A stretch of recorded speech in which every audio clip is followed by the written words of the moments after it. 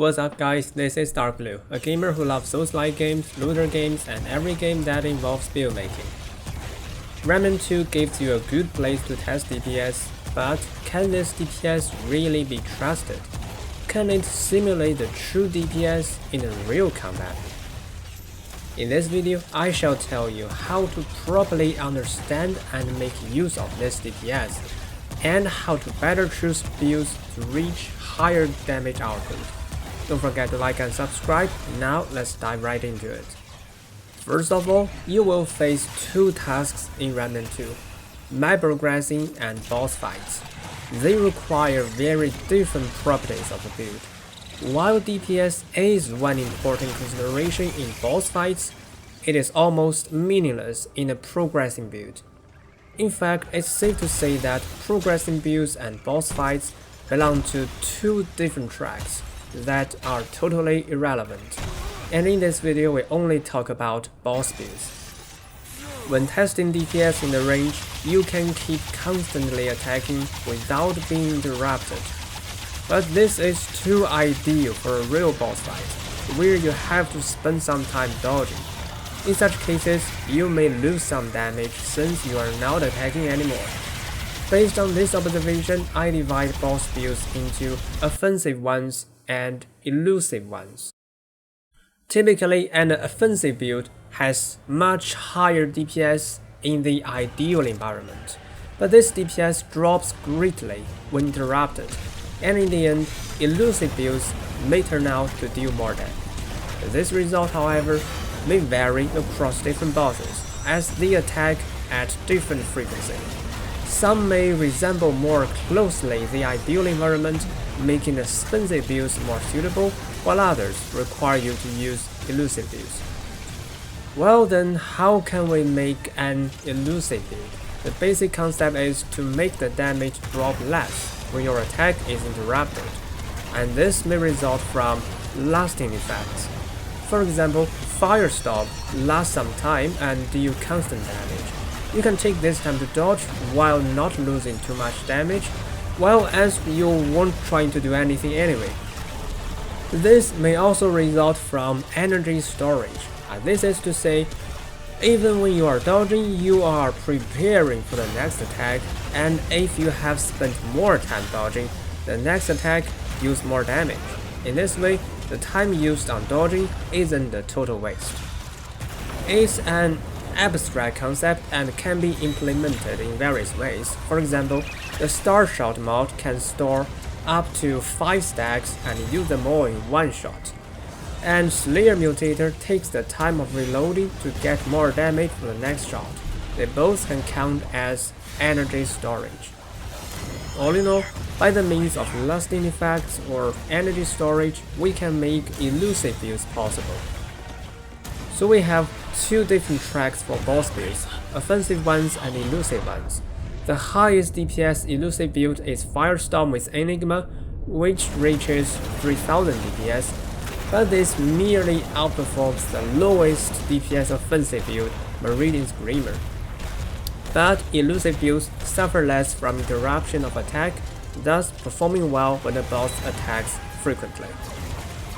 Therefore, this is the most basic concept when choosing a build for a given boss fight, and the first step to understanding the display DPS.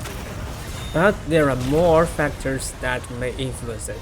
Next, let's see two factors that influence both offensive and elusive builds: weak spot and elemental resistance. Weak spot is very important. Most weapons have a weak spot bonus of at least 100%. This means when not hitting the weak spot, the DPS roughly drops to the half. And you cannot just overcome this with better skills, since some bosses are designed not to allow you to hit weak spots all the time. For example, Shahala tries to protect the ball, which is its weak spot, after taking some damage.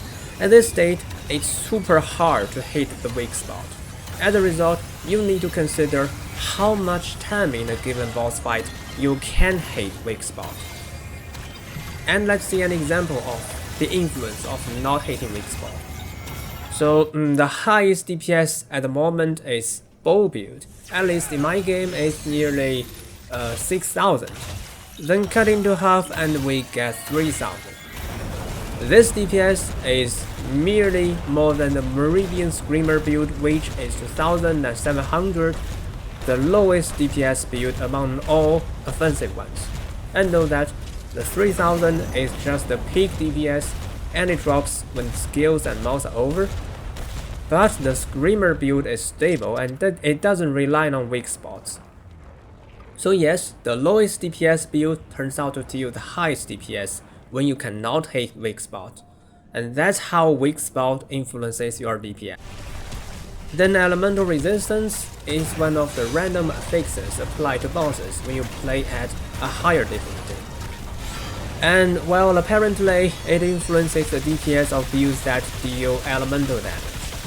Most of such builds are elusive mod builds, but some range builds may use elemental bullet mods, and offensive mod builds also rely on Firestorm or Nebula to generate mod power. But compared to weak spot, elemental resistance's influence is much more gentle. It's still possible to use an elemental build even when the boss has resistance, and you also have many non-elemental build choices.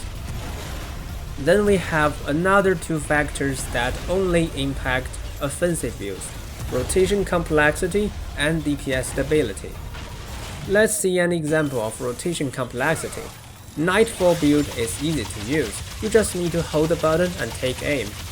Bow builds and double shotgun swapping builds deal much higher DPS, but you have to either perform perfect charging or switch between two guns rapidly.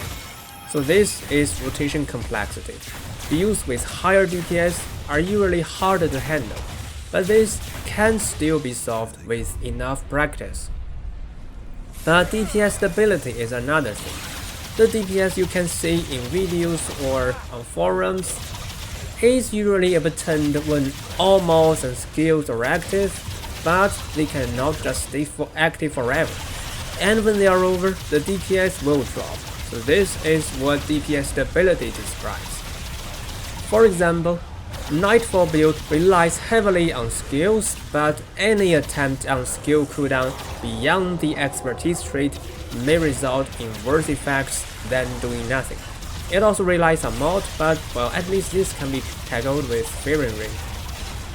On the contrary, the turret build, though dealing less DPS, doesn't rely on mod, and the primary perk of Engineer has much faster cooldown than archetype skills, and offensive mod builds don't rely on skills at all.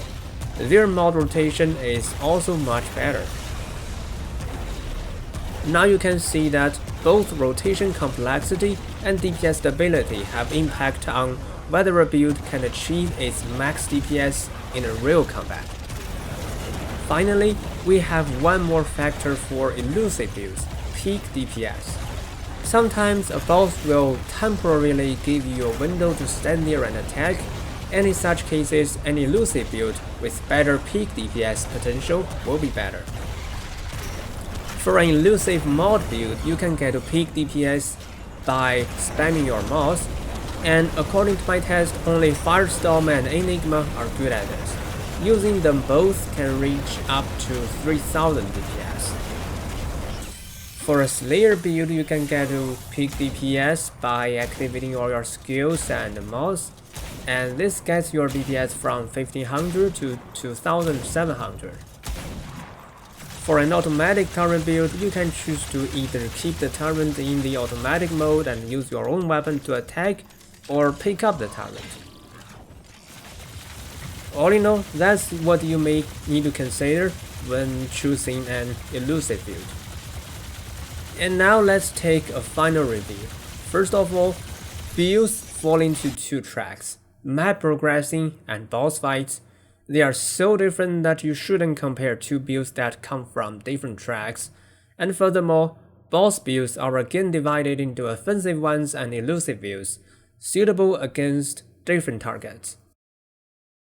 Based on this, weak spot and elemental resistance are the two factors that influence both two tracks of builds. Offensive builds are impacted by rotation complexity, and DPS stability, and elusive builds are influenced by peak DPS.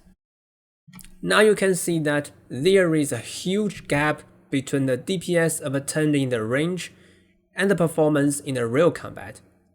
And more importantly, now you know how to analyze this gap and have a better understanding of a build's real performance. If you like my story and if you want to join me into depths of games, just like and subscribe. Thanks for watching, see you around.